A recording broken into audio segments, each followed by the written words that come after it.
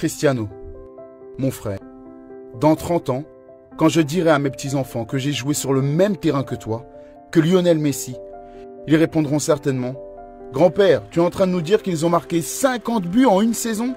Tu mens, tu es sénile, tu as besoin d'un docteur !»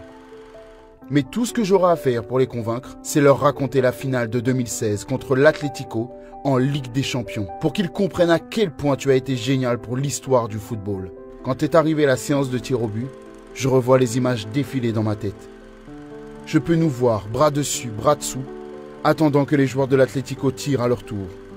Casemiro, à genoux, et Pepe pleurant comme un enfant. Normalement, on n'entend rien pendant ces matchs. On n'entend pas les fans, on ne pense à rien si ce n'est faire notre travail. Et grâce à cela, on ne ressent pas l'anxiété. On est libre. Mais pour ce match, à Milan, les familles des joueurs étaient assises proches du banc, très proches de la pelouse. Et tout à coup, j'ai entendu une petite voix au loin, si clairement. « Allez papa, allez !» C'était mon fils, Enzo. À cet instant du match, j'avais des crampes. Mais entendre cette voix m'a galvanisé. Et tout est soudainement devenu si clair.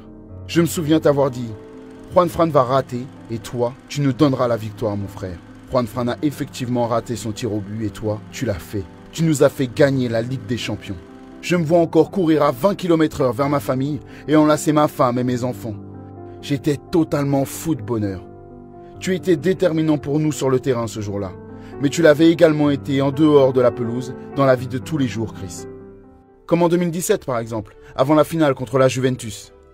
Les gars étaient assis autour de la table au repas d'avant-match. Moi, Casemiro, Danilo et toi. Un silence de cathédrale. Personne ne disait un mot.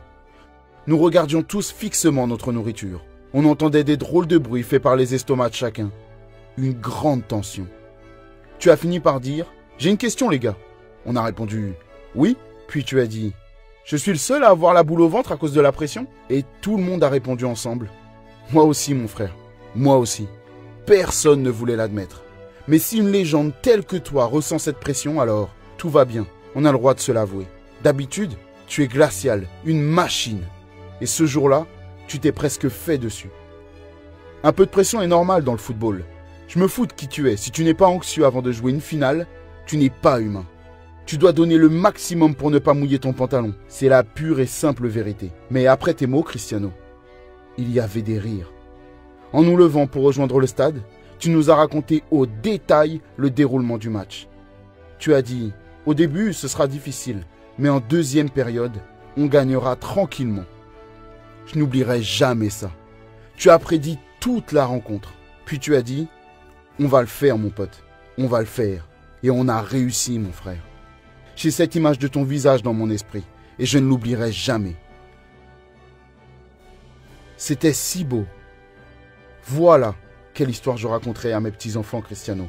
Tu étais plus qu'un exceptionnel joueur de football. Tu étais un leader unique, une arme ultime pour ces moments si particuliers, tels qu'une finale. Merci, Cristiano.